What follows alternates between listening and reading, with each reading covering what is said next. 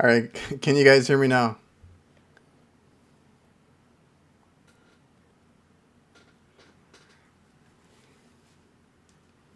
All right, yeah. Kind of had to fix my settings from. I was doing Zoom meetings today, and I had all my settings screwed up. All right. Yeah. No rooster. It's cold outside. It's like 68, 70. I didn't hear them. Um, if I had heard them, I would. I would have. I was thinking about live streaming outside or something. Can you hear me now? Yeah. Let's see. So, what's up, everybody? Welcome to the Reliable HVACR live stream. If you can't stay for the whole show, if you can't watch, if you're watching this later and you can't watch the whole video, it is a podcast. Don't forget, you can find me anywhere you listen to podcasts. Um, I rip the audio from this live stream, all the discussions that we have, and I upload it. So if you guys want to listen to it on the go, you can do that too. And let's see how many people are in here. All right, so we got some people in here. I think we're good to go. LED in the house. Jose. Steve's here. Richie asking for the rooster again. Randy's in here. What's up, Ryan? I need to buy a baby rooster. I'll go check. I'll go to my neighbor and be like, hey, you want to give me a rooster?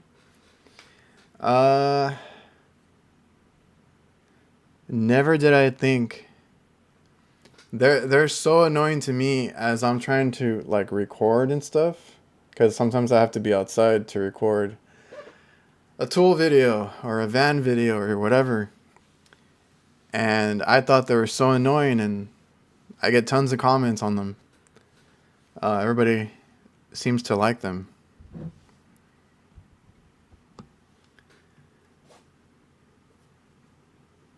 Chill, man.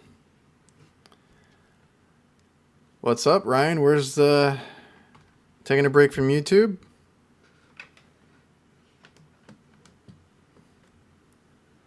I know you mentioned something about that last time. The tool reviews are badass. I appreciate it. I got plenty more. Not tool reviews. I did get a lot of the sponsored stuff out of the way. So if you guys are seeing just like review videos, I apologize. It's just I had to get them out of the way. So I think I'm done with those. And speaking of that, I need to draw the winner from the last stream. I mean, not the stream, the last video. Let me just pick one real quick. So I got the random picker going.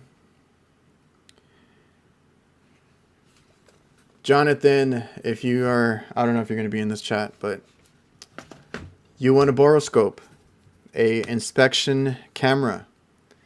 So yeah, if you guys see me doing tool reviews, if they're like, especially if they're Amazon or smaller tools, I'm going to be trying to give those away. Yeah, give those away. That's my way to get back. So I did give away some of the gas leak detectors.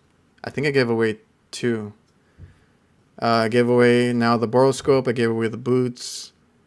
And I have more coming. I do have a big giveaway planned. So just a heads up to you guys that are here in the live stream. Yeah, I got a bigger giveaway towards the end of the year that I want to do. And I'll get working on that when I can. I don't want to give away too much. And then, yeah, like you were mentioning about the tool reviews, I appreciate it. It's usually something if I think it's helpful. To you guys, it might not always be like a great power tool or, HVAC related, or not HVAC. Like, it might not be like a specialty tool, but if it's something that I think will help, like the gas leak detector an inspection camera. I'll do the review. I'll give it away. And hopefully somebody finds it helpful.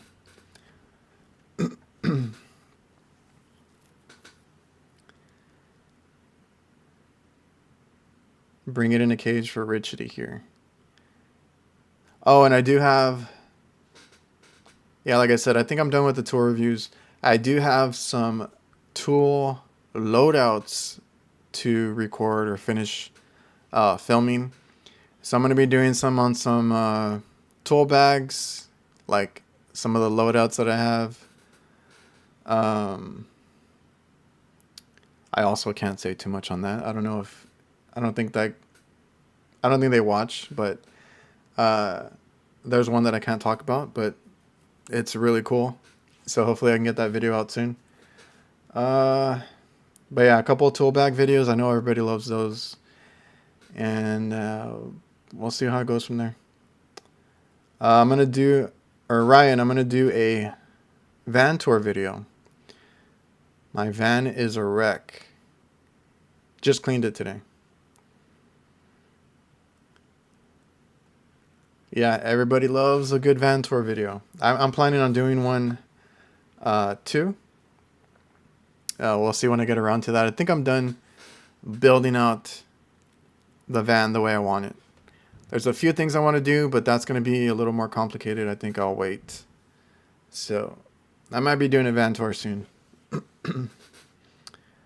It's probably been almost a year since I did one, and I've drastically changed it. The mild weather is perfect time to clean the van.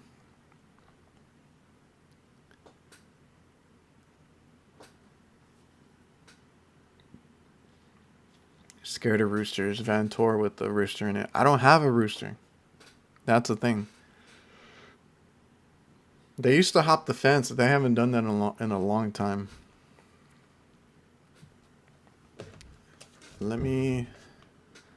Alright, so I did the winner. That's already drawn. I'll reach out to John. Let me double check on some topics. If you guys have any questions or any topics, go ahead. I didn't have anything set in stone for today.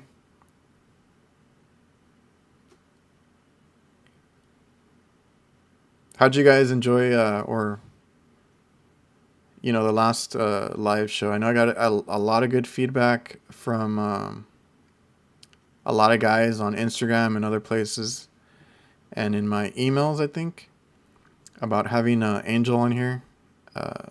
He was a great guest. That was a lot of fun. I wasn't expecting to do that, but it turned out good. Johnny Garcia. Vice. I don't know what you said, bro. I'm sorry. Hughesman, what mic are you using? DJI. I think you can see that. It's like the wireless, comparable to the Rode wireless, and it's just my choice. I did a video on the recording, the stuff I record with, so they all go in here. Simple on the go case. It's all charged, and yeah, I tried the Rode ones, and then I tried these because of the charging case.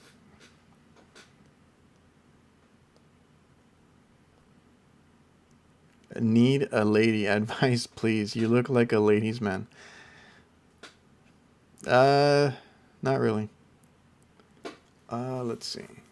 It's a boiler. Oh, I don't work on. We don't have boilers here. Okay, but now I understand what you put now. Do you use a GoPro when you go to your jobs and video? No. I use a... Who asked me that? LED. I haven't updated my tool link. I don't think I have this stuff in there, but I use my phone for most of it. It's easiest. I get the best picture out of that. I have an iPhone 14 Pro. I updated specifically for the YouTube videos. And then I have this guy. This is my equivalent to a GoPro. It's a Insta360, and it's basically it's a camera. So I can take this out. The back has magnets, so I can stick it onto my shirt. I can stick it onto a unit or whatever I need to do in the van if I need to get a shot. It's not the best quality. It needs a lot of light. But, I mean, how cool is that? Like, shit. Having a camera in the palm of my hand right there. So this is what I get action shots with. It has a little... This is a charging case. Has a little tripod type of deal if I need to. But like I said, the video is not great on it. So I only use it when I really need to. Or if I'm outside and it's like sunny, it'll get a good picture then. But that's my go-to. I'm debating if to get a GoPro. Kind of do more shots with just letting it record. Like if I have it on my hat or something.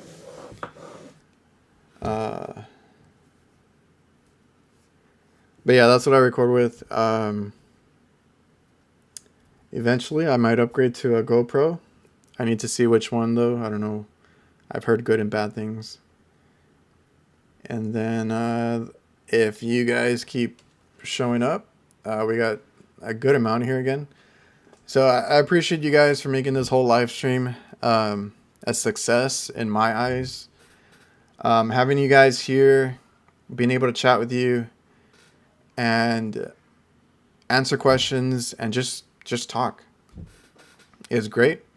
So like I said, as long as I keep getting views and people coming in, people chatting, I'm going to keep doing it. So my next step is to get a little like actual webcam type of setup to where I can have it more head on, because right now I'm off to the side. My phone is, the camera's on the side, whatever. More head on. I can actually show you drop down footage of stuff that I want to show you guys, because right now I kind of have to like put it in front of the camera. And I can have this kind of workspace here where I can show you maybe some tools, some little things here and there. I do want to, I don't consider myself like a teacher or anything like that, but I would like to kind of show how things work. Maybe some troubleshooting stuff, taking apart little parts and showing how I check things or whatever here on the live stream, and doing that like here and then getting your feedback in the chat. And that way, if you have any questions, I can answer them in real time versus going back and trying to go through comments and, you know, stuff like that. And then like this will help the people that actually want to be helped, you know, because you're in here already on the live stream because you want to tune in, and I can do that for you guys.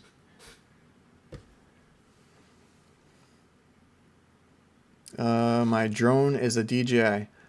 I've been so close to biting on a drone. I think, yeah, I liked your Ryan, your HVAC van tour, the drone shots that you got, and I've seen you do other ones like that. That's super cool. Maybe I kind of wanted to try that. I don't know yet. We'll see. I've been trying to debate what my budget is on a drone there. What's a good pay for a journeyman in your area?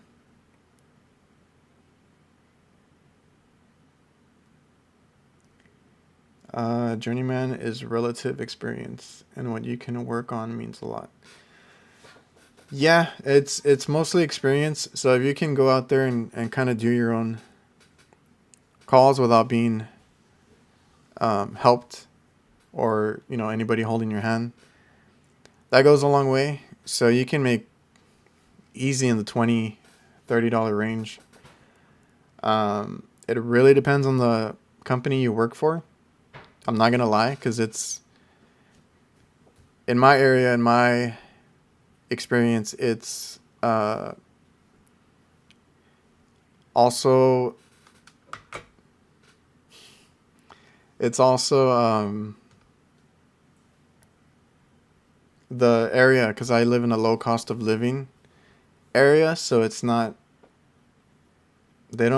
some companies might try and nickel and dime you and stuff like that, but you need to, look for a good company, get paid what you're worth and all that.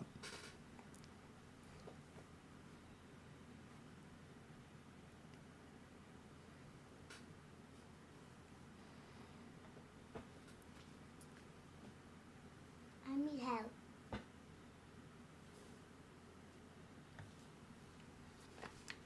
Excuse me, guys.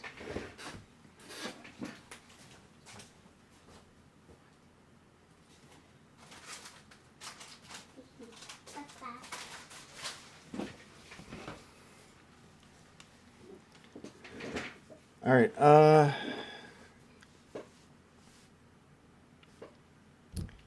But yeah, Johnny, I don't know what area you're from.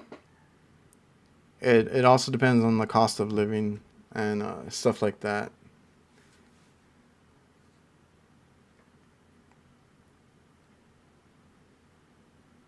Randy, congrats on 5K. Appreciate it.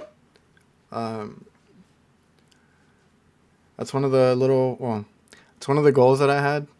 5K here. I think I have 5K 100. I think I have about the same on Instagram. So very happy. Appreciate everybody's support. The guys that tune in, watch my stuff, all that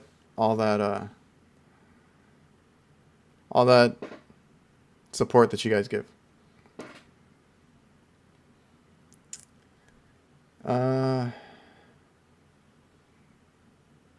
Do you find troubleshooting low voltage easy or hard? At this point in my career, I don't think it's too hard. Like with anything, you want to narrow down what you're working on. So the only one that recently threw me off, because I don't think I had seen it in a while, was a shorted contactor coil. So it kept tripping, obviously without cooling coming on, because the blower kept trying to come on. So then once you kind of narrow down, you kind of start checking all your low voltage from the transformer all the way to the board or wherever it goes, one by one if you have to, whatever you can. And then just being able to read a schematic will help you drastically.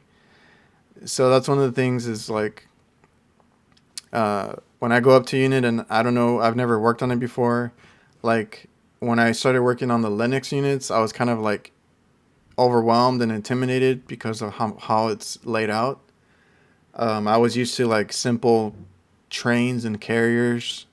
I'd never seen one.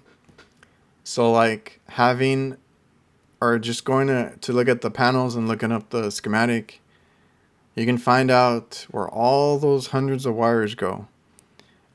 See what's giving you problems, and just see what the issue is, narrow it down, and then follow your wires. You should be able to pinpoint it. Train over Linux. Yeah, I'm used to seeing train. I think the most recently carrier kind of took over here. So I've been seeing more carrier units than anything now. But yeah, those Linux ones threw me off for a while, and they weren't even the Prodigy ones, the new ones, or the newer ones. But yeah, I've probably mentioned it a whole bunch of times, but prior to me starting my channel, maybe 2 years right before, I had a place that kind of almost kicked my ass. I got there because they were tired of the previous company. They couldn't get things going. They had callbacks. They would go in monthly and just top off units all the time, and telling them that that's normal and, you know, they paid for it every month. I don't like to talk bad about other companies, but that's just what had happened. I go in there, took off the panels, and I was like, holy crap. All the boards were bypassed. I had one unit that had a bypassed compressor only, so that thing was iced up. Evaporator was like 4 feet of ice, I kid you not.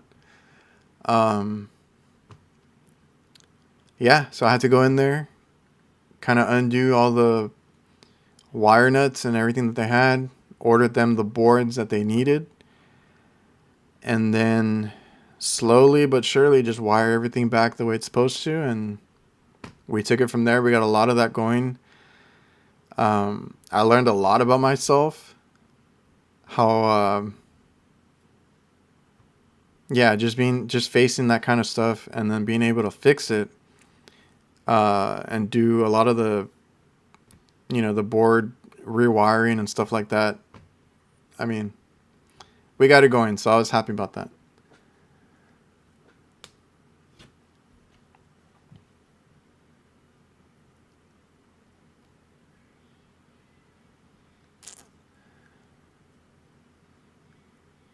Randy had one today on a Linux package unit. Clicks on freeze stat. Was shorted and tripping a 3 amp transformer breaker. Yes, so like I said, you know, you want to check all your wires. You might have a rub out. You might have a faulty like part. Like I said, recently I had a contactor that kind of threw me off. So then I finally checked the contactor, and you could even check the resistance on the contactor coil. If it's very low resistance, it's shorted. It's going to be giving you a short. So I think I had like less than 4 ohms, and I changed it out, and that, you know, that was our problem. Also, if you guys when you guys open up a unit that you've never worked on before, or whatever, check the transformer and check the tap. Sometimes I forget to do it too, but more times than not, it might not be changed by the installer. So we've had units that are like 240 tapped, but they're actually 208 systems. So that can also give you voltage issues all over the place. So like that'll give you low voltage issues, and then you won't be able to figure it out, or like it'll be intermittent. And then if you go check the tap and you just move it over, it solves your problem and you didn't even know it. So I kind of try to show that a lot. I kind of try to bring that up a lot, because it can even give you issues with your second stage, or however many stages you have, you know, getting the proper voltage all the way across on your low voltage side.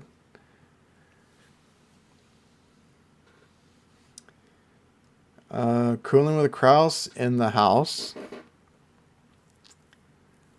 Always tapped wrong. It's always like, out of all the, because like each of my customers gives us, or like 2 or 3 of my customers give us like 20 stores. And like once I started checking that, I think only like less than a handful are actual 240 systems, 230, 240. The rest are 208, and they were never changed over. So then we have to change them out, or like tap them to the 208 side. And then like, yeah, like that'll give you problems, and you'll be scratching your head as to why. And it's just that it wasn't set up properly from the beginning. 22 volts will wear on the board's relays over time. Yeah, so you might not be getting the proper voltage, and then even if it does work on that low end, 22 or under, I've seen them under, It might work for a while and then it'll start having problems over time. Giovanni, what's up, dude? Glad you can make it. So yeah, how was everybody's Halloween? How's everybody doing? I know it's probably getting slow for some of you guys. I don't know. Like it got cooler here. It dropped all the way down to 70. So our AC calls might be slowing down a little bit. We still do refrigeration, so we're going to stay busy. We also handle cooking equipment, so those guys are busy all the time. But how are y'all doing? That's why I always when people ask me about staying busy and stuff, you better be selling maintenance, because this is the time to be doing maintenance. Keeps you busy, pays the bills. I had a Zoom call with Hvacr today, so if you guys are looking for software, use my link, get you a free trial, 20% off. They're always doing big discounts. You can still use my link and get that discount. If you're a C, half off, 40% off. But yeah, they're talking to, or they had me on their Zoom call in front of their people because they wanted to know more about the whole HVAC industry. And that was actually a pretty cool talk. I told them, what a typical day in the life is, how we handle our business, how we use their software to schedule maintenance and stuff like that. So that's, like I said, it's something that pays the bills. It's consistent. It's the most boring part of our job. But like I said, it pays the bills. It helps you out in slow times. So make sure that you're selling that.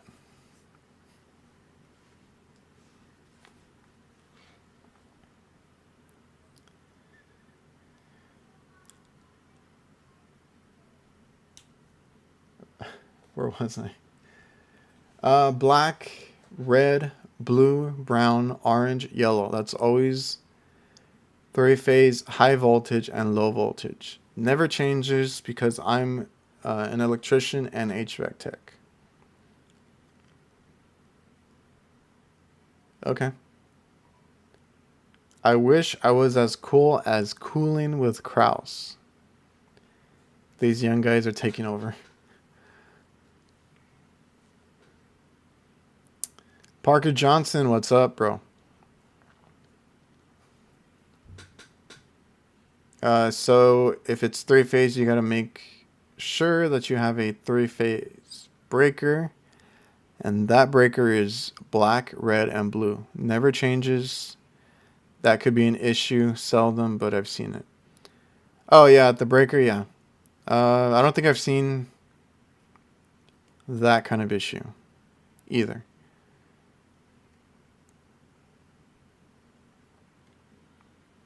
Giovanni, what's the topic tonight? I have a couple of questions to get to, but kind of just an open discussion.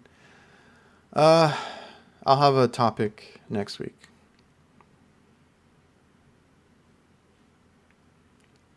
And maybe because the guest spot did so well last week, I don't know if you guys want reoccurring guests, like different ones every now and then. I'm not really like an interview type of person. I didn't mean for this to be like a interview type of show or podcast or anything like that. But if anybody wants to hang out, I can reach out to them, see if we can set something up. Like I said, Angel from HVAC Boss came on last week, and that ended up going really well. I know a lot of guys enjoyed that show. Even though it was more business related, it was good having him on here. Didn't really press him on questions or anything like that. We kind of went with the chat, and we just hung around and talked. So if I do have guests, that'll be the style that it'll be in. I'm not going to be like interviewing them or anything crazy, but if you guys would like that, we can do that too. Bruce, I sat outside and passed out candy yesterday. I enjoyed watching the squirrels clean out the candy bowl at the neighbors. Squirrels do not honor the please take one sign.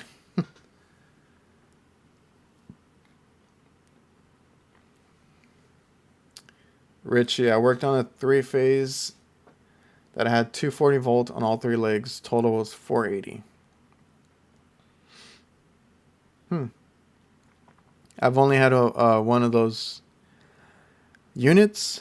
Threw me off. If you guys have ever seen my rookie mistake video, I showed it there.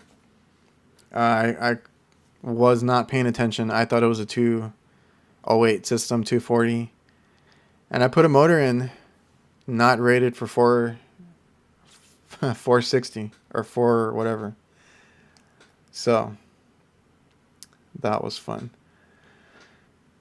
So yeah, if you want to see me do that, it's the rookie mistake video.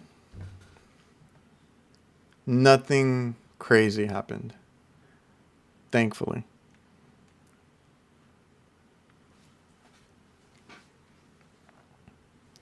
We have all done that once. Ryan, thanks for stopping by. See you later, man.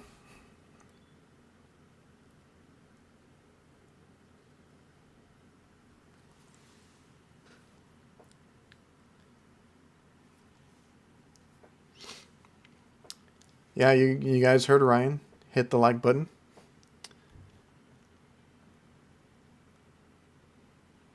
Okay, so over on Instagram, Anwar had mentioned the career depth of HVAC. Bring on Steve. I mean, I'll ask around. I'll see who wants to come on at some point.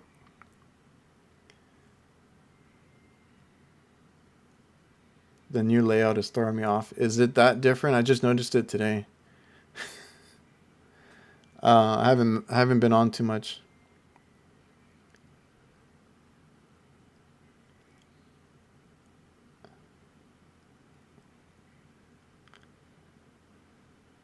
I'm into BS for a bit. Where are we? Oh yeah. Anyway, he was talking about the depth of the HVAC careers. So, not exactly. I don't know if he's. I think he stops by. I don't know if he's in here right now, but I don't know exactly what he meant. But whenever I talk to guys that are coming in, or they ask me like, "Is this a good trade?" and whatnot, it's not. There's a whole bunch of variety in the work that we do. I mean, that brings up or reminds me of what I was talking about earlier with the jobber crew. There's so many avenues and paths that you can take. So it's not all residential. It's not all AC. It's not all service. There's so many things you can do. You can do commercial and residential. Those are the two highly talked about careers in HVAC. Everybody's always commercial versus HVAC. I mean, commercial versus residential. So there's that aspect. You can go into sales if you want to do that. You can do controls. You can do industrial. You can specialize in a lot of different things within HVAC. So I do think that this is a great career to be in. And once you get in, if you don't like where you're at, you can always change over to something else still in the trade. There's so many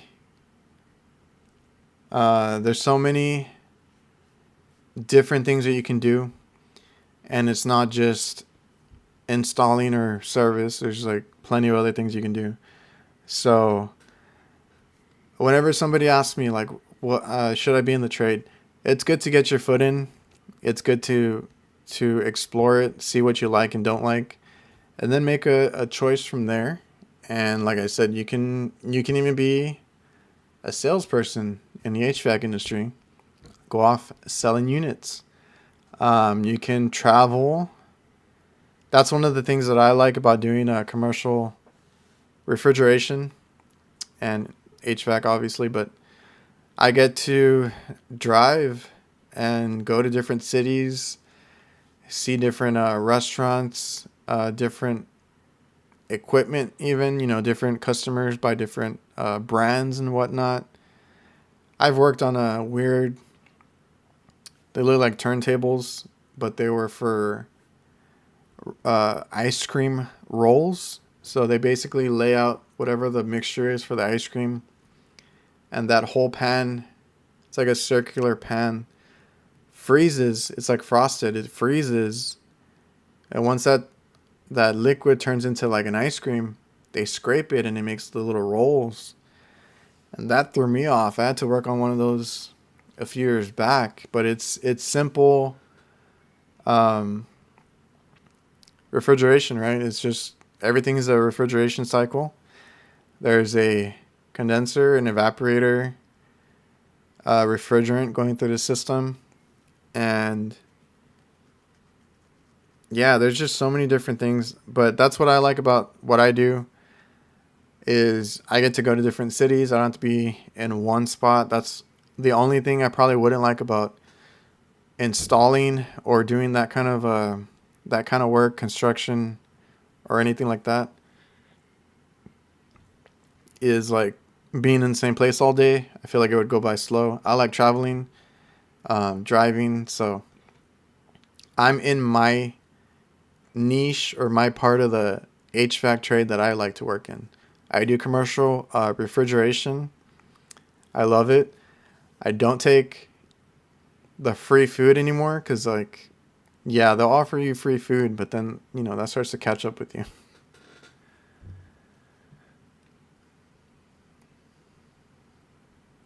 Not a fan of the new YouTube.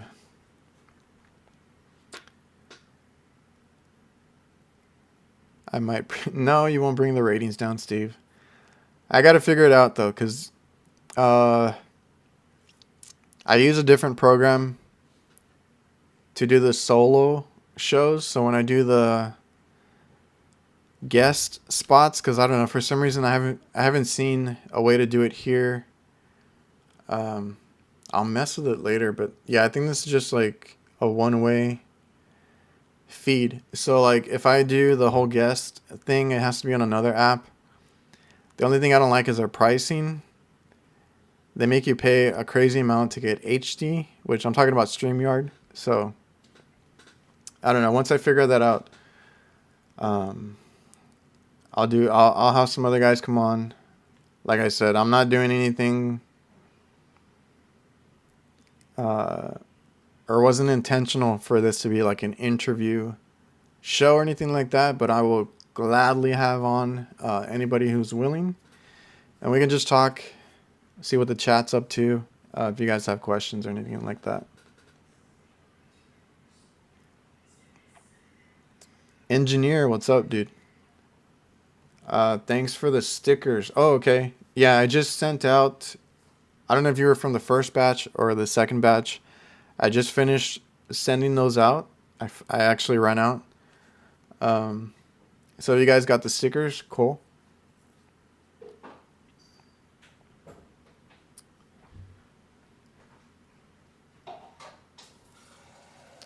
People will always want to stay warm or cool. In my area, they want to stay cool. We don't have a lot of heating. In the winter, we just turn off our ACs. But yeah, that's another thing. The main selling point I would tell people is we're one of the trades that's like most important to everybody anywhere, is like you need your air conditioning. Some places need heating. And like refrigeration product, if product goes bad, like they need to keep that stuff in a freezer or a cooler, whatever they they carry in there. If that stuff goes bad, that's going to cost like hundreds of thousands, if not millions of dollars to some of these companies. So HVAC and refrigeration, both very important.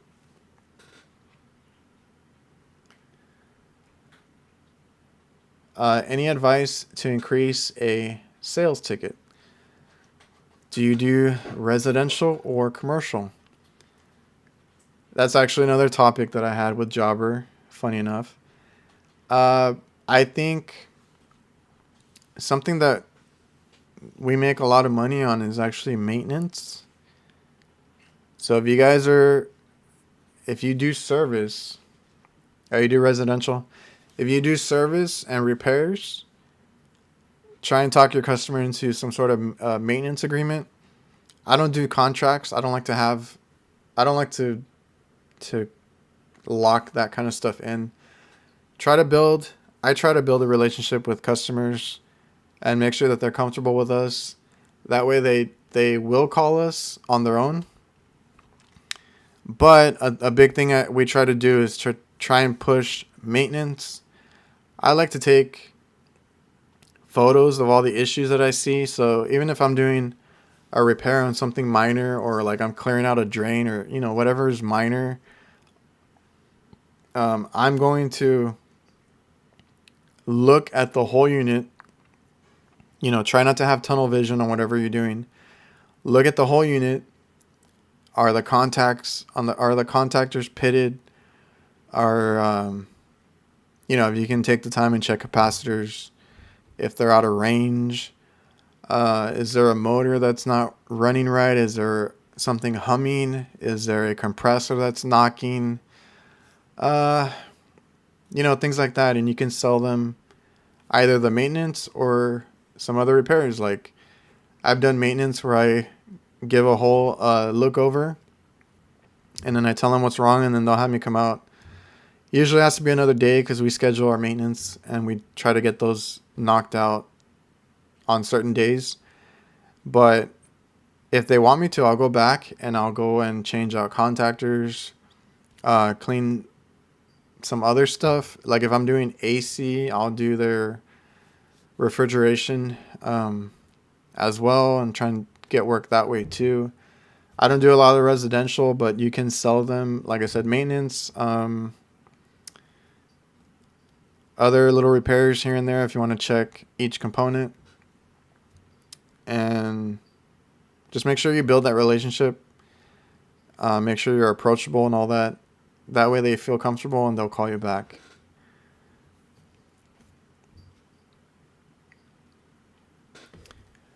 A HVAC god in the house. Let's see. Yep. 4 main components stay the same. And that's what I took away that's what I took away from school when I left. It's like they kept telling me, don't worry about what it looks like. It's a compressor, a metering device, and 2 coils. You're going to have a lot of stuff in between. You're going to have a lot of safeties. But don't worry about it. It's all the same thing. It has to do the same refrigeration cycle, and it's going to have the same outcome. There's going to be different ranges depending on the refrigerant, depending on what it's cooling or what. But you need a compressor, you need coils, you need heat exchange, all that. Steve, I worked on a German chiller once, cooled the glue that holds the filters together. Interesting stuff, but difficult when wire diagram is in German. Oh, that's a whole other issue, I guess. Sounds like a fun one, though. It's not business ethics to eat their food on the job, only if you pay for it. Business is business. Now, yeah, we always, even when I took food, I would say no, thank you. A lot of these places just insist, and it might be the area that I'm from. Everybody's super friendly here. They want you to take stuff. Now, don't let them try and give you something in exchange for the work. And don't, if you do take food or anything from a business that you're working at, do not get greedy and do not overdo it, because then they will be like, hey, and they'll use it against you. Be like, hey, I gave you all this stuff, give me a discount or give me a freebie. So, like I said, I would take it every now and then, but don't abuse it. It's okay every now and then. Giovanni, you got mine. Dope designs. Appreciate it, man. Everybody loved the... I don't have one to show you anymore because I gave them all away. Everybody loved the skull design. I was not meaning for that to be my logo, but that's everybody's favorite, so I kept it. I'll probably update it soon, though, because it's like a poorly photoshopped logo that I did myself.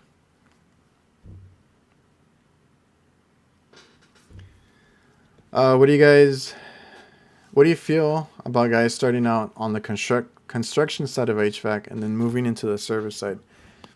That's all good. Whatever you want to do is totally up to you. Like with anything, you need to just have a basic understanding of what you're getting yourself into or what you're working on.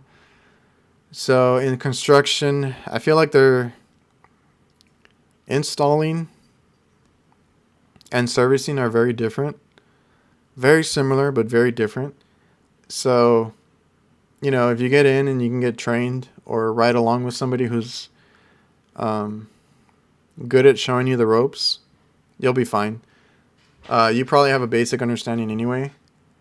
And as long as you just learn the components, learn how to troubleshoot, and a lot of people have different ways of doing stuff, you'll be fine. Like, I love service and repairs. I love troubleshooting. I get challenged constantly. Some of these, especially the newer stuff, is all digital. So it's fun for me. And there you go. Steve started in construction. A lot of people just get in somehow, and then they, prefer something else or another part of the trade and do that. Like, it's okay to jump around from residential or to commercial or installing, construction, service, whatever you want to do. It's fine. Like, you get in, see what you like, see what you're good at, and work your way up.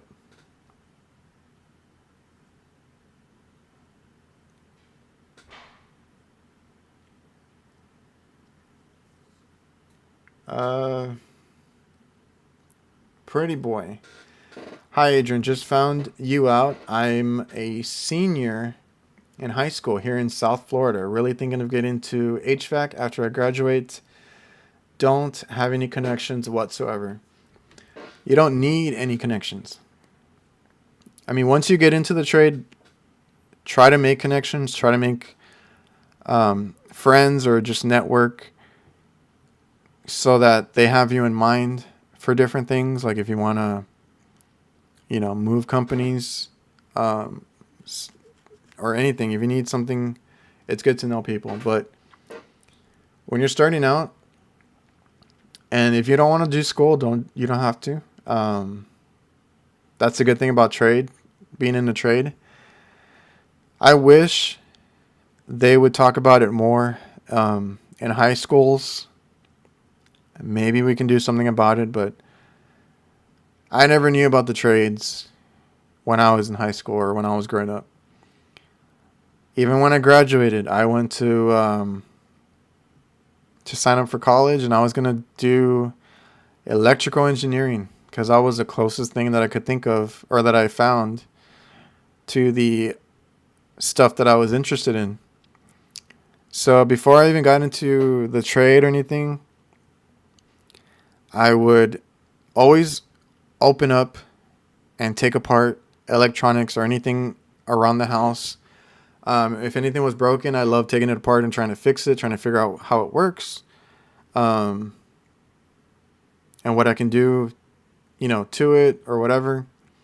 So I always loved working on things, taking apart things, trying to fix things. That's always what I liked doing. So when I went to college and I was trying to look through the, what I could major in and stuff, I think electrical engineering was the closest thing that I could think of. So I got into that.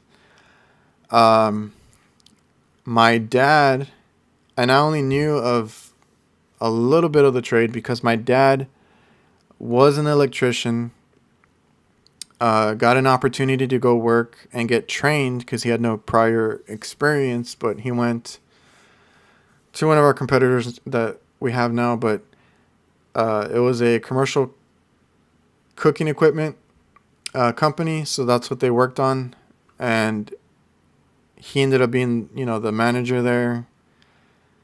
Got tired of being in the office, went and made his own company, and then I started out as a helper for that. So I was doing cooking equipment before I did HVAC. Then he wanted us to do both sides so that they wouldn't call another company to do work in the kitchen. When I went and changed my major to HVAC because they offered that here. Try to get my experience right away. Rode along with a contractor, got all that taken care of as quickly as possible, and I got my contractor's license only a few years after graduating. Went full-time with my dad, learned a lot of this on the go because I didn't do much before, even with the other guy.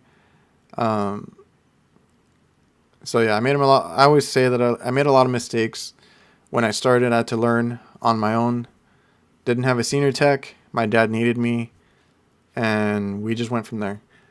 So you don't need school, but if you want to get into the trade and you don't have a good school around you or whatever, or you can't, honestly, it's a lot of money to put into also. So if there's a company that is doing an apprenticeship program, definitely go for that. If a lot of companies just need helpers or whatnot, so that's a good way to get in, get trained.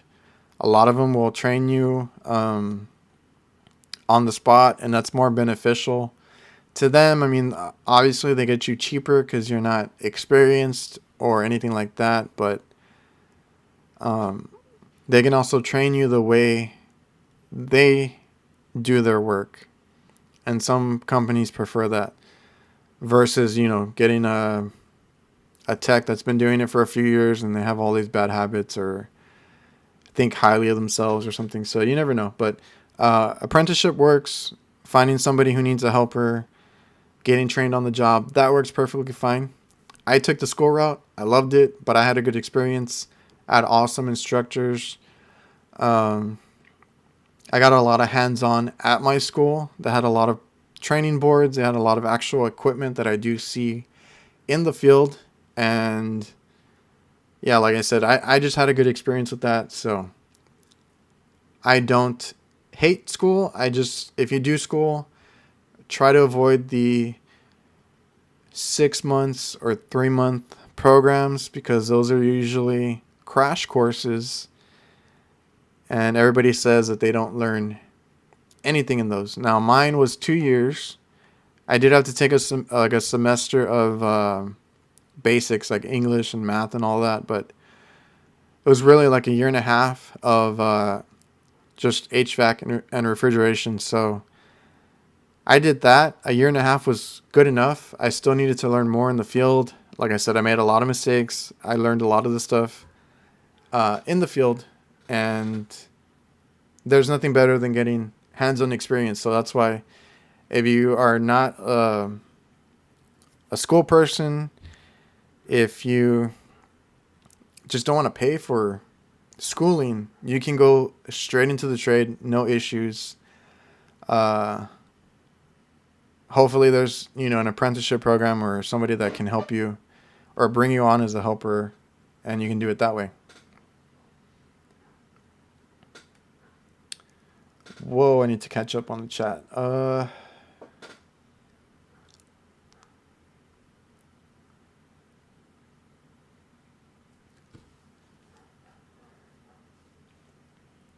HVAC God, I started in service commercial. That's my favorite to do. When I'm in the kitchen of restaurants, I have people around me. I have cooks. Usually they're all pretty friendly and cool. So I have, you know, those kind of encounters where you can be chatting while you're working and stuff like that. And then I can also be on the rooftop for the package units and then just have, my time to myself. Don't have anybody bugging me. So I think I have the best of both worlds. And that's why I like commercial. I don't know. I don't know if I could deal with homeowners over my shoulder and being in people's houses, but that's just me. I like commercial. I like having both, the cooks or whoever in the kitchen to talk to, and then being by myself on a rooftop. So I like those two things about commercial. Randy, does your company follow an on-call schedule? I'm on call 24/7. We don't have that many guys, so when we are fully staffed, we alternate on weekends. But to be honest, I volunteer all the time. I like doing the work myself. Not that I don't trust any of my guys, but I'm available, so why not? It's just part of a thing, running a business. Like, technically it's my dad's, but I control the HVAC side of it. That is my business. And more so lately, or more, every year, I want to do more. So being, on call, or I don't know, I like to be on call, or available at least. If one of my guys can do it, then, if he volunteers, we will do that. We used to, like I said, rotate when we had more people. But right now we kind of like spread them out if we can between like 3 of us. But I will always offer or try to be available just because it's my business. So I don't know if that makes sense, but I'm on call 24/7. We do try to eliminate that. So if we are at a location, we do look around, we do walk the building, and if I see a door left open, if I see ice spilled up somewhere, or something suspicious, I'm going to address it while I'm there. So that's just something I do, is I walk around locations. I don't want to get called late at night, but it happens. Engineer, started in construction as well. HVAC God, do you own your own business? I run a business with my dad. I do the HVAC for us. Pretty boy, do you think it's worth it? Getting into the trade is worth it. That's what I was talking about at the beginning of the stream. Is if you get into the trade, you get your foot in, however you can. You have so many options to choose from. You can do service. You can do commercial or residential on service. You can do install. You can do, and that can be residential or commercial. You can do construction. You can be a salesman if you want to. You can work industrial on chillers. You can design stuff. You can just go around balancing buildings. You can do anything. You can be super specific if you want to. There's so many little things that we need techs for, and I just happen to like what I do, which is service restaurants and things like that with kitchens. I do kitchen refrigeration, so yeah, totally worth it. You can do like so many things once you get in to HVAC. Steve, it's worth it. You can make six figures in the right area of this trade. Yeah. So like I said, it depends where you're at. But the good thing is, if you don't like where you're at, you can either move to another company that has benefits, better pay or whatever, or you can just move to a whole other location that pays more or that has better companies. So getting work is not an issue. I mean, you might have to look for a good area, but getting work or getting paid is not an issue. Everybody needs air conditioning or heating, and everybody needs coolers and freezers for product. It's never going to go away.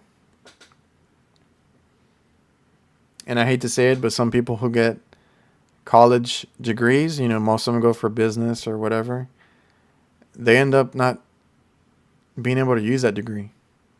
If you do HVAC, whether you go to school or just get trained on the job, that's a skill that cannot be taken away from you. That's a skill you can apply to, like I said, anything. It can be commercial, residential, installing, construction, designing, selling, like anything. What do you think is a good pay for 2 years experience? I think 30 is a good number. In my area, you're shooting for the stars there. 30 is on the high end. I don't know. In my area, you might get lowballed a little bit because we are a low cost of living area. So you might make under 20 and then get into 30s soon after. Full send. What's up, man? Well, shout out Full Send. Change of state allows for heat transfer. Correct. Parker Johnson, dude, your stickers are badass. I appreciate that. I'm going to try and have more designs and more stickers in general. So when I do, I will post that.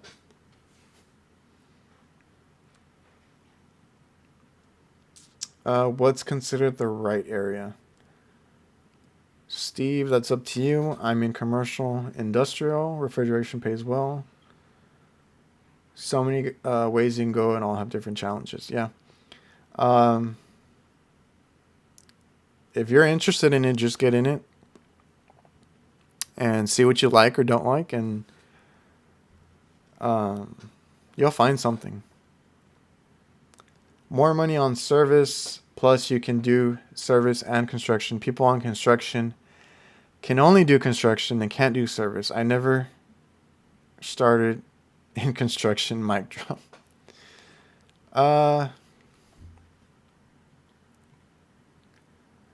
Yeah, like I think getting into service and being able to troubleshoot and get a system up and running is valuable. We have done installs, we have done a little construction here and there, so I like being in the service. You're like in between all that kind of stuff.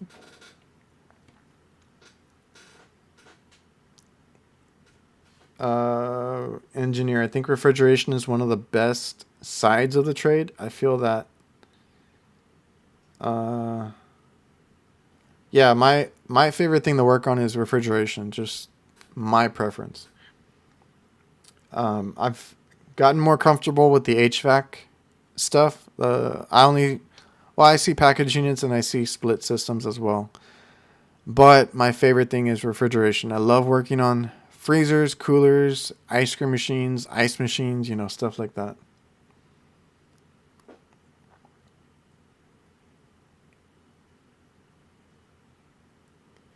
Parker Johnson. I started as a maintenance tech at a hospital campus and move over to the HVACR side. Won't look back. Oh yeah, that's another way. Like there's maintenance technicians.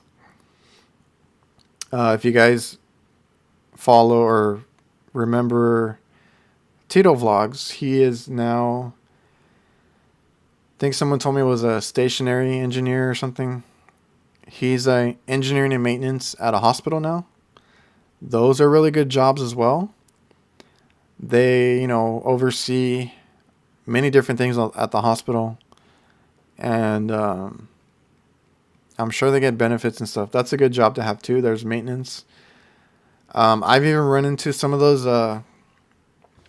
guys at the hospital that have a contractor's license, yet they're working there, I guess because they get paid really well or something. But that threw me off because I was working there and he asked me like if I was licensed or anything, and like I showed him my card, and then he pulls out his and he's like, me too, and I'm like, what the hell are you doing here? But I don't know, some guys want to do their own business and that kind of thing, and other guys just want to work somewhere and then clock out and not worry about it. The bad thing about running a business is you're thinking about it 24/7. You're worrying about getting paid, or you're doing all the paperwork, all the stuff behind the scenes after work. So yeah, that kind of surprised me that there was a licensed contractor, working as the engineering maintenance guy at one of the hospitals that we service. And yeah, so even if you get your license, I mean, you can use it as leverage to get better pay. If you don't even want to open a business, you can still get your license and be, or have that in your arsenal. But yeah, there's so many ways to get paid and so many different jobs you can get.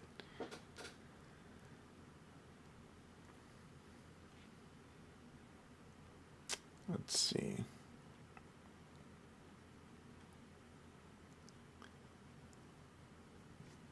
Refrigeration is a different animal. I personally don't like being in walk-in freezers 24/7.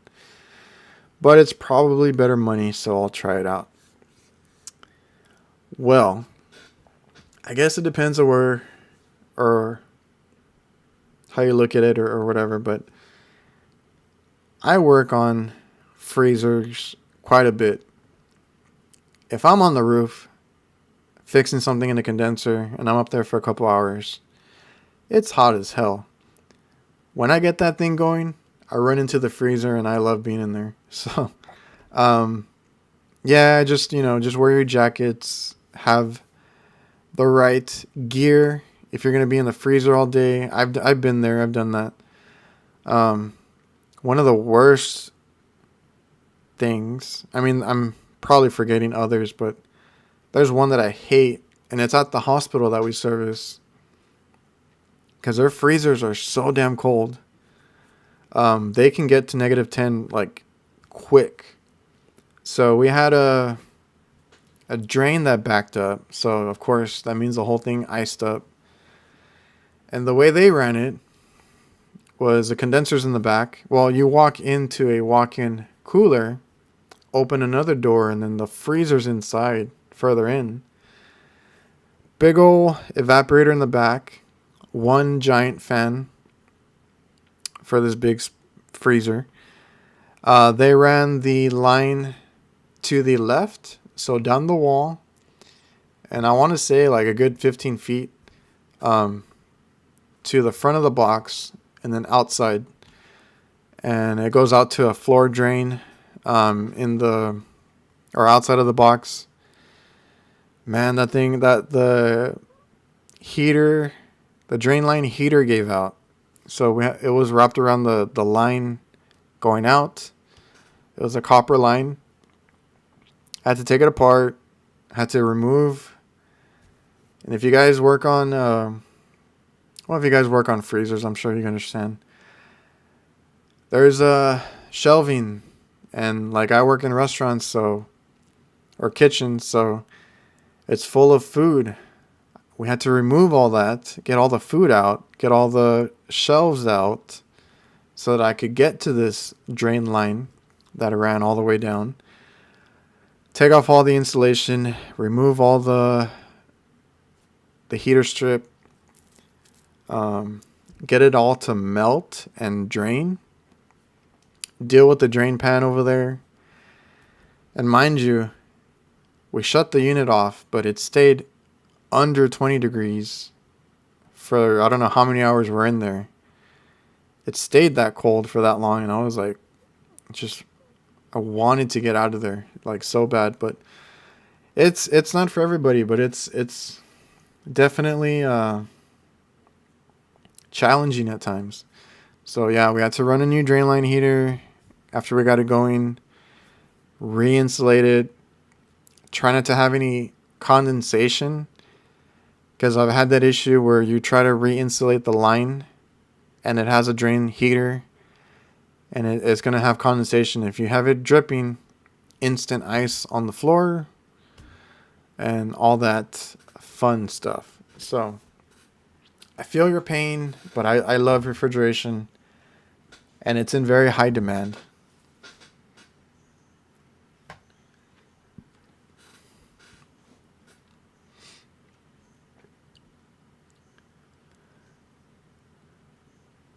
I appreciate everybody who's still in here, and we're running a little over an hour. Still going to get through the chat, so don't worry about that. But if you could do so, please drop a like. Don't forget. Support the video or the stream. Get it to more people. Let's see.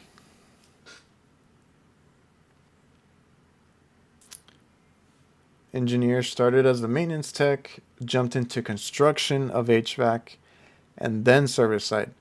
And now a building engineer, but mostly work on HVAC. That's really cool, man. And that's a good example of like what I was saying. You can jump around within the trade and it's still going to be HVAC related.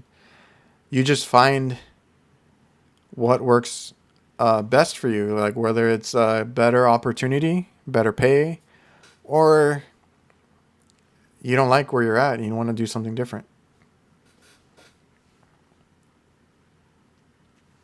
Richie, I have a big company in my area that just started to work with the manufacturer I worked with just because they wanted my technique.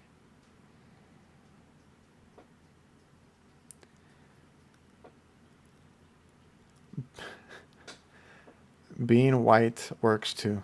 Not gonna get into that. It sounds good. They tried 600.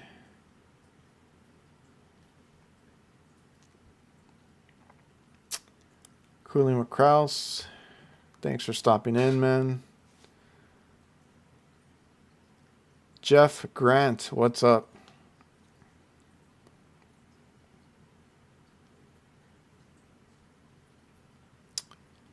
Richie, are you from Chicago?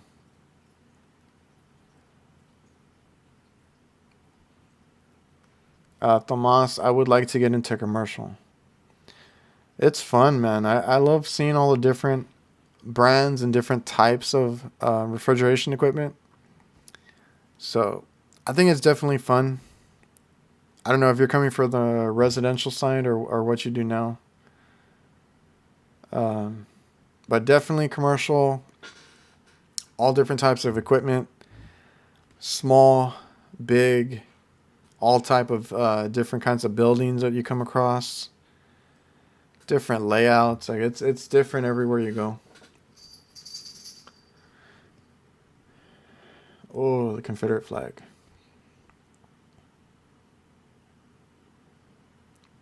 HVAC God, where are you from? Giovanni, I want to learn chillers, but I feel those are sophisticated and out of my league.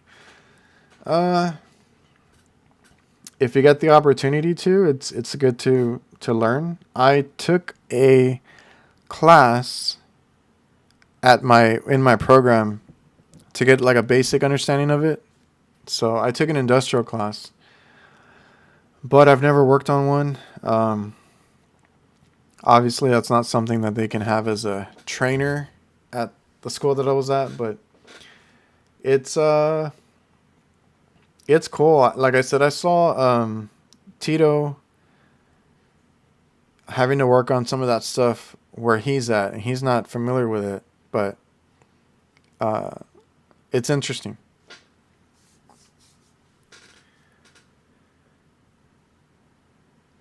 Richie planning to move to Texas and give me competition.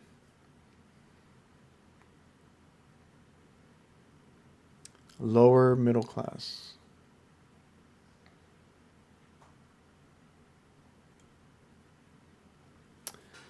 George, hey mate, what advice would you give for someone starting out on ice machines? Take your time. Ice machines are a little tricky, but you will, like with anything, you'll start noticing patterns and common failures, especially with certain brands. So I mostly work on Manitowoc and Scotsman. I used to work on a lot of Follett, whatever it's called, and Hoshizaki, but they're all the same. It's a refrigeration cycle once again, right? You need all of your pressures to be within range. It is going to be a critically charged unit, so I would highly advise not to be hooking up long hoses when you do check pressures. If you have to, use stubby gauges or pressure probes. They are going to be critically charged. That has to be exact. You're going to do a lot of timing. So once a unit starts, you need to time it. A lot of them have troubleshooting manuals. You might see it on the panel of the door inside, and they're going to give you some times, right? So there's a freeze cycle, you time it. There's a harvest cycle, and you time it. And then if any of those are out of range, then you're going to have issues. Now, the freeze cycle, it only gives you an error if it's like crazy out of range. But if you're timing it, let's say on a Manitowoc, they usually, make ice within around 10 minutes, especially if it's been running for a while. If it goes up and down, if it goes 20, 25 minutes, 30 minutes, you have an issue. You want to see the ice pattern on the evaporator.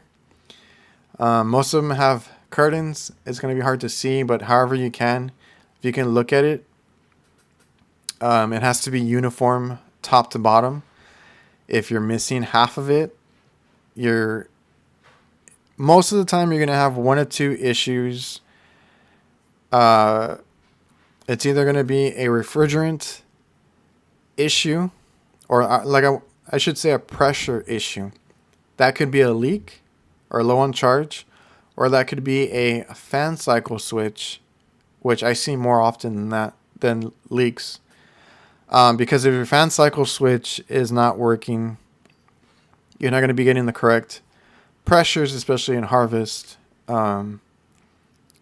So fan cycle switches are something to look out for. Make sure your pressures are good when all that's happening. You do need a certain amount of pressures to get a good harvest and a good freeze.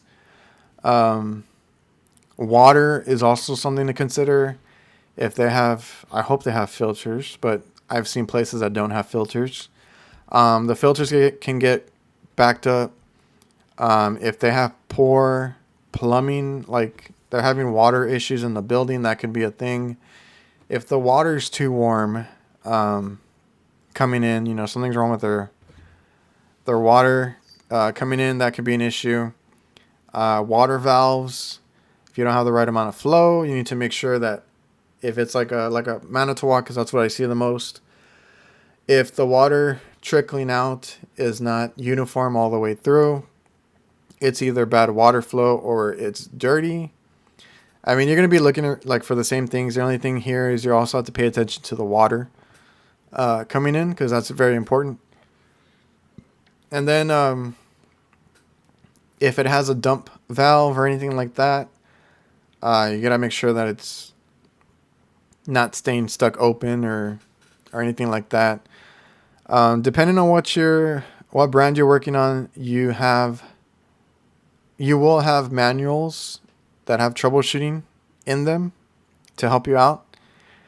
And they're all going to tell you what each component should be doing at what time and for how long. So just have patience. Like I said, a lot of it's water and making sure the ice is uniform. Like if you have the right pressures, enough refrigerant or your fan cycle. And then if not, then you got to start seeing what's wrong. A less complicated issue would be, your thickness probes or whatever. If it's just running too long, but then you'll notice that the ice is too thick or too thin if it doesn't run long enough. But yeah, they're just like any other equipment. There's a refrigeration cycle, same components. The only thing is you're going to have more solenoid valves and then all the stuff that you have to deal with the water, which is like a water pump, like water inlet valves, dump valves, things like that.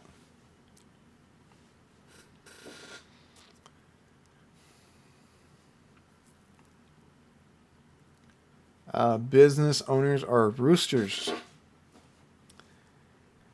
Yeah. Ruben, some maintenance tech positions are 6-figure salaries with benefits and paid holidays. Don't sleep on private companies trying to attain good talent. Yeah, you have to look around and do your homework. If you feel like you're somewhere that's not paying enough or you don't get enough benefits, I'm sure there's other companies that have that. Like he said, you can even do that with maintenance positions. So you can get paid really well in this industry. You just have to keep your eyes open and be on the lookout.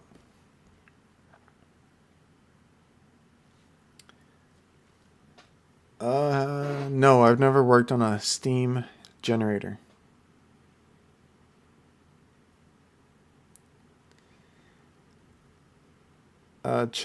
Cheponite. The program you joined for school, was it school and part-time HVAC at the same time? No, technically I was working for my dad, not doing HVAC, but the school I went to was a local college, which the year before or 2 years before was a community college. They turned into a full college. I don't know. But yeah, the one I went to was a college. So you could go during the day. You can go at night, whatever you wanted to. I went, I think, the whole week. And basically what they would do is every class was a different subject. So I had an electricity class, like electricity and wiring. I had a refrigeration class. I had a designs class. So we did the whole heat load calculations. I know how to do that. I kind of forgot most of it, but we had to do our heat loads, the manual J and all that stuff.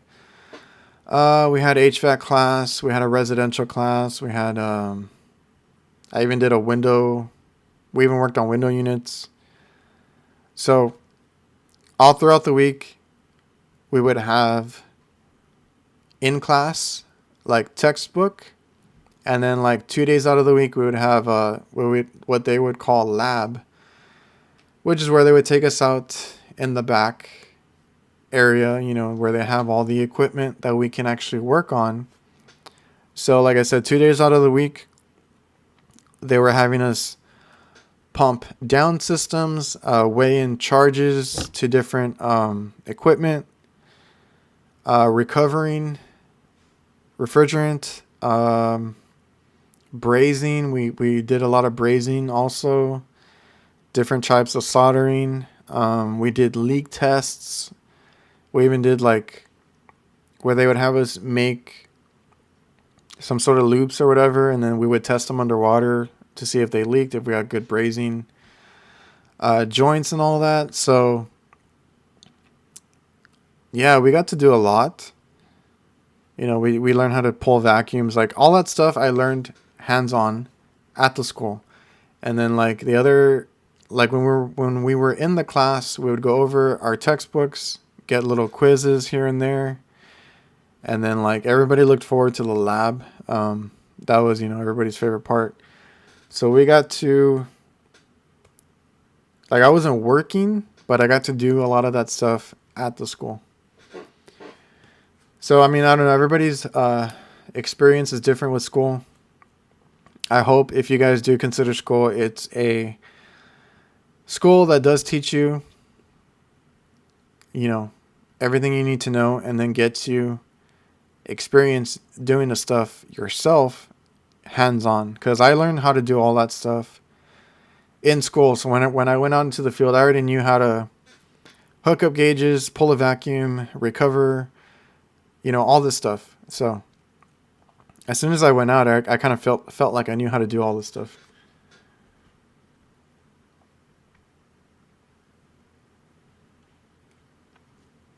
Thomas, right now you're in residential.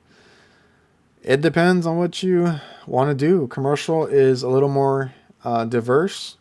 You'll see a lot of different things in the commercial side. And to me, it's just fun. Not to say residential is not fun, but it's a different experience.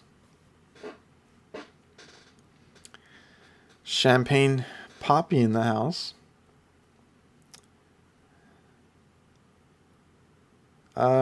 George, thanks for the advice. The two brands are Hoshisaki and Manitowoc.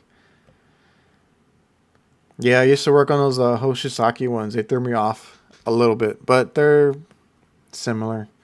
I think on those, I used to change out water pumps, and they'll get filthy. Well, I mean, all ice machines do. And what else would happen on those? All the dump valves.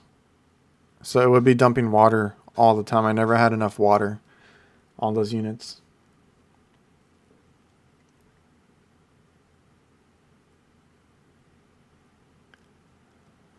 Freddy's Blanco, what's up, dude? Thanks for the stickers. Oh, awesome. Glad you guys got them. I ran out. I had every one of them claimed. Eventually, I'm going to get some new stickers, but I want to make some new designs and have some different kind of stickers.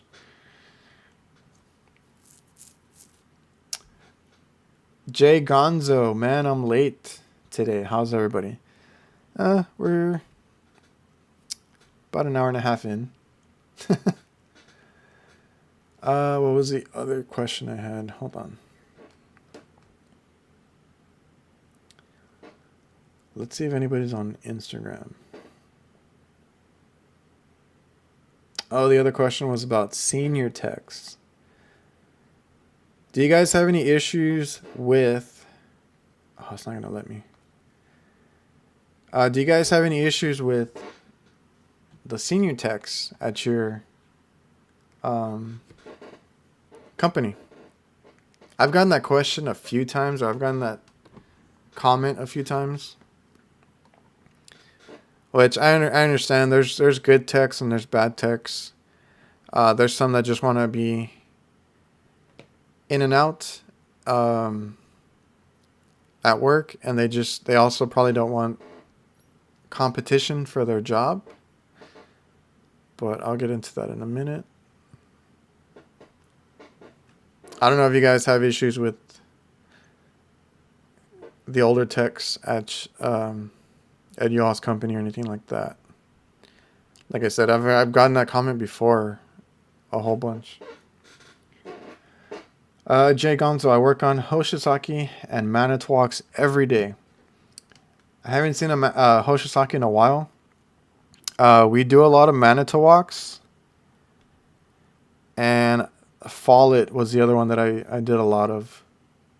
The hospitals bought only Follett. I think that's how you say it. And then we started putting in some Scotsmans because we have a dealer here that we work with, and they do Scotsman. I have no issue with Scotsman.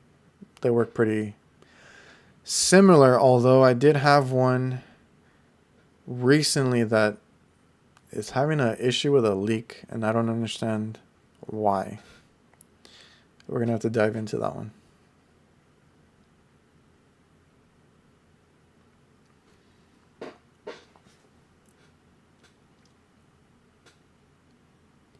What's your preference, HVAC or refrigeration? I really love refrigeration. Walk-in coolers and freezers I can work on all day. The reach-in stuff is they're a little more annoying to work on, but I love working on walk-ins. They're so easy to work on. Pretty easy to diagnose and all that. The worst thing, but I think it's with anything, is when it ices up, because you got to remove a whole bunch of ice. But yeah, that's my preference. But I've been doing a lot more AC work. Obviously, we had pretty hot summer, so we did a lot of AC work this year. And then I don't know, I just prefer refrigeration. And it's funny because the hardest part, I think, is always the smaller the unit is. But that's just because there's tight spots that you got to get into. More than likely, you're going to be on the floor. A lot of the condensers are on the floor or on the bottom of the units. I work in kitchens, so I got to be on a dirty floor. I got to lay out some cardboard. Try not to get stepped on if I'm in a area and it's like a lunch hour or something where they're super busy, but then that's when they called you. So I don't know, I prefer working on coolers and freezers over AC units. Tomas, I didn't learn much. It was more a classroom, not much lab and hands-on, and that's a shame. I've actually had someone reach out to me I think over on Instagram, that they are from my area and they went to the school that I went to. Now, granted, I went over 10 years ago. And he said they were still doing virtual. This was maybe a year ago or so, a year and a half ago. And he wasn't getting any hands-on or lab work either. And I was like, man, that's such a shame. That's what I really enjoyed about my experience with the whole school thing, is that I actually got to work on all this stuff. And when I got into the field, I could do all of this. I could do the vacuums. I could do the recoveries, hooking up, pumping down systems, all that stuff. So it really depends on the class or the school you go to. Hopefully, if you do go somewhere or you're looking into it, go scope it out, see what they offer. I would definitely ask if they do hands-on work, if you can actually work on equipment or trainers, training boards and all that stuff, because that's what helped me when I started in the field, like actually working on my own, is that I kind of had all that to fall back on, and I could, or I knew how to do all that stuff. So that helped me out a lot. So it sucks when I hear that you guys didn't get that kind of schooling. I think that's important. You got to have the textbook, and you got to have some sort of hands-on. They got to tell you how to do this or that. Because when you get out into the field, if you don't have a good senior tech or somebody to train you, you're not going to know what you're doing, or you're not going to know right from wrong. So, yeah, hopefully, like I said, hopefully either you have good schooling or you have a good trainer, somebody that'll show you the ropes at whatever place you end up working at.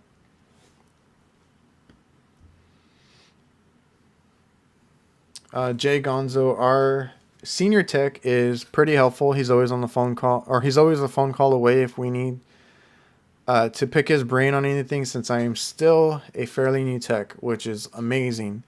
So I really appreciate the guys that do that. If anybody like I've had, well, like my brother rides with me, and I've, tried to show him everything that I do or explain it to him. I'll admit sometimes I'm busy, sometimes I'm trying to figure something out, and I'll explain it to him after the call, right? In the moment, I might just be like, look, we got to get it going, like just do this or that or whatever. And then like later I'll be like, this is why we did this. This is what gave out. This is what was going on, or this is why I did that, So it's really cool when you can have somebody that is experienced and can either help you over the phone, or if you are with them on a call, they can explain to you what they're doing and why they're doing that. That's the main thing I hate about small sealed systems, is how little space you have in a lot of those kitchens. Yeah, we used to do, they're not a customer anymore, but we used to do the IHOPs and the Denny's, right? So I'm pretty sure that they're still 24/7. Maybe not, I'm not sure. But they were open 24 hours a day, holidays and all that. So man, they gave us a lot of work. But the kitchens were real narrow. And usually they had two reach-ins, two tall, one reach-in cooler, one reach-in freezer. They had some coolers under the grills where they would keep like eggs and stuff. And I know I'm missing some other ones, but those were in those little kitchens. I had to be on the floor. I had to get walked over by the cooks and everything. So I hated that kind of work, but it's fun. Like I enjoyed it. I wouldn't be opposed to doing that kind of work, but the kitchens we have now, it's fast food more so, and they're a little more open, the kitchens, so it's not that bad. I think I work more on walk-in coolers and freezers now than anything. Anwar, another late show up. We are over an hour and a half in, so just a little bit late. Tristan Graves, I am able to call other techs for the most part, but they want the new techs to struggle because hands-on is the best way to learn. Okay, so that brings like flashbacks to me. The person that did that to me was actually my dad. So, he had this thing and I didn't know, because then everybody was like, oh yeah, he does that. So, yeah, we would be working on stuff and sometimes he would help me, but like I said, he doesn't do HVAC, so he doesn't do some of my work, but he helps me out. But even if I was doing something that was related to one of his calls or whatever, he would explain it or he would tell me what to do, and I kind of had to figure it out. because then he would conveniently walk away and disappear. And then I'm there like struggling and kind of upset. And, I had to figure out a lot of stuff like that. And he did it a few times. And then I'm like, what the hell? And, yeah, some of the other guys ended up telling me like, oh yeah, he does that. He wants you to figure it out. So I've had that happen to me. I've been on that part. So I can relate. As long as the tech can help you get out of a bind, like if you're really in trouble or if you need an understanding, I think that's where they can help out. So, like I said, what was the question here? Let me double check. So yeah, he was saying over on Instagram, some senior techs don't show the right way, or they don't want to teach the new techs. Now you bring up a good point, Tristan, on like the positive way that works. But I think I've had a couple other comments on this, is talking about when they're afraid that you're going to take their job or they're going to get replaced, and they don't want to teach. But to me, if you're worried about losing your job, you need to look at yourself. Maybe you're not doing as good of as a job as you think you are, or that company you work for is not it. So I wouldn't be worried about losing a job by helping newer techs. If anything, a senior tech should embrace it, kind of show them like how to do a few things, and then you can just be the supervisor. You can have a different role. You can be a trainer. You can do other things. It shouldn't be an issue about who's taking whose job, but I can see where that happens. And the other thing about not showing the right way, that also brought flashbacks. But let me check the chat real quick. Tomas, I had learned a lot on my own because the senior tech quit a week later after you started in the company. Oh man. Yeah, I've been there. I didn't have anybody to lean on when I started. So I made a lot of mistakes. But the good thing, or the way I thought about it, if I break it, I can fix it, right? I mean, it might take me a little longer, but I can fix it. Tomas, YouTube videos helped a lot. There's tons of resources out there now. You don't have to rely on just who's at your company or whatever. You can go online, look on YouTube, look on Instagram. Gary from HVAC Know-It-All has his own app as well, where he's trying to make sure it's positive only. There's another app that I just downloaded.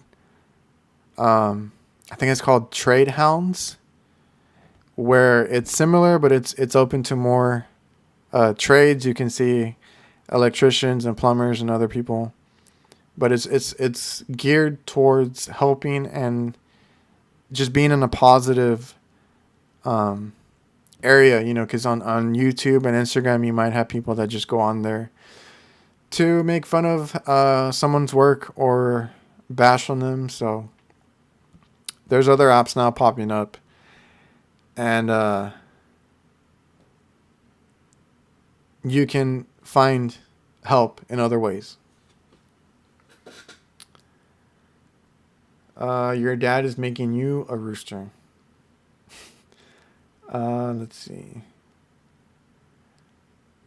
Tristan, I learned a lot in the past 3 months I've been at this company. I'd say my electrical troubleshooting came up threefold. That's where I struggled as well. That's yeah, that's just an area that I was never good at. The whole electrical, I used to hate it. Kind of like took a step back, worked on it. I feel good about it now though, so that's cool. That's awesome. Richie remind me of a friend, but he cared more about money than camaraderie. Well, anyway, oh yeah, so the not showing the right way. So yeah, like I said, that gave me flashbacks, right? So um when I started, we had like I said, I did have a contractor that I had to work with to get my experience and all that for the contractor's license.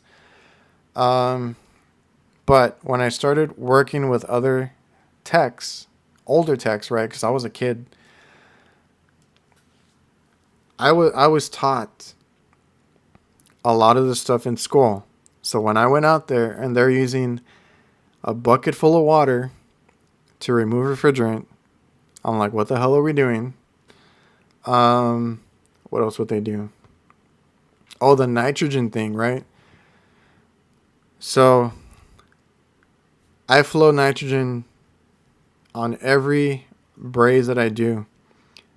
It's rare. It's rare when I can't. I'm not gonna lie. There's gonna be instances where it's like almost impossible to do it, depending on the kind of system you're working on. But for the most part, especially like in HVAC and a lot of the refrigeration equipment, that allows you to, right? You have all the ports that you need. You want to be careful with those metering devices and whatnot. So, yeah, nitrogen was not a thing that we had, or when I worked with other techs. Nobody purged.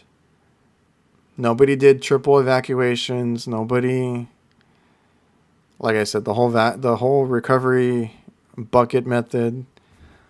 There was a whole bunch of weird, shady things. And the only reason I knew better was because of, school and learning it that way. Now, there's been things that I've learned through YouTube videos and stuff like that where I watch somebody like Chris from HVACR videos, and he's, showing us, because he's very good at explaining and doing everything the right way. He will break it down, and he goes above and beyond with that stuff. So I learned things along the way that I didn't know I was doing right, that I didn't know I was doing wrong, or that I could have been doing better. So yeah. So when that guy said, there's HVAC techs that don't teach the proper methods, I understand that happens a lot. I would say yourself, if you're in this field or getting into this field, take advantage of the YouTube. You can go in and look. My videos are not the best. I'm not going to try and act like I'm perfect or I have the makings to be like a teacher or anything like that. But, go through. Like I said, Chris, HVACR videos is great. Rick, HVACR Survival is great. Steve and Ryan, Huseman HVAC, everything HVAC. Ty Brennanman is really cool because he makes the whole teaching that he does very fun and understandable. There's plenty of YouTubers out there that want to learn. You can also look at Brian Orr with HVAC School. You can also look at AC Service Tech is another good channel.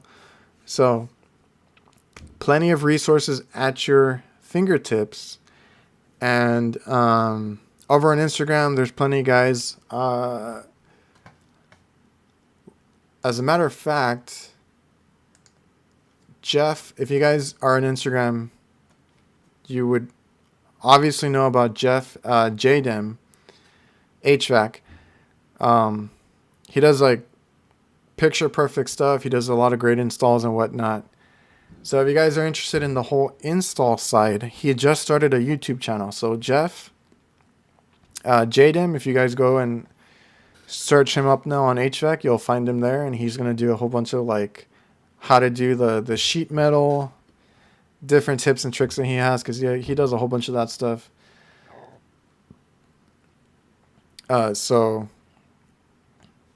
yeah, just take advantage of resources. A lot of that stuff I never had.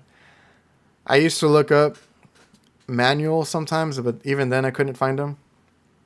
But now you have a whole resource. You can find manuals for everything from the manufacturer's websites, and then you can find all these awesome YouTubers, Instagrammers, just people everywhere sharing their experiences and stuff that they know. So I hope you guys, are taking advantage of that.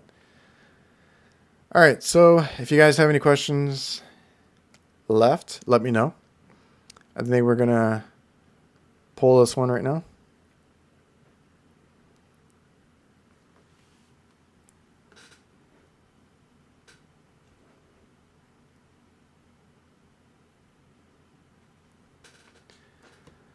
Would you throw me under the bus if the boss said you referred me? No. All right, guys, I appreciate everybody here. If you could please drop a like on your way out. I think I got to everything. Yeah, I appreciate everybody dropping in. This was fun, like always. And make sure you check out the podcast. So if you guys, that's doing actually really well. So I appreciate anybody that's been listening. If you guys missed the show, that's always up there for you to listen on the go. So, yeah, until next time, guys, I will see you all.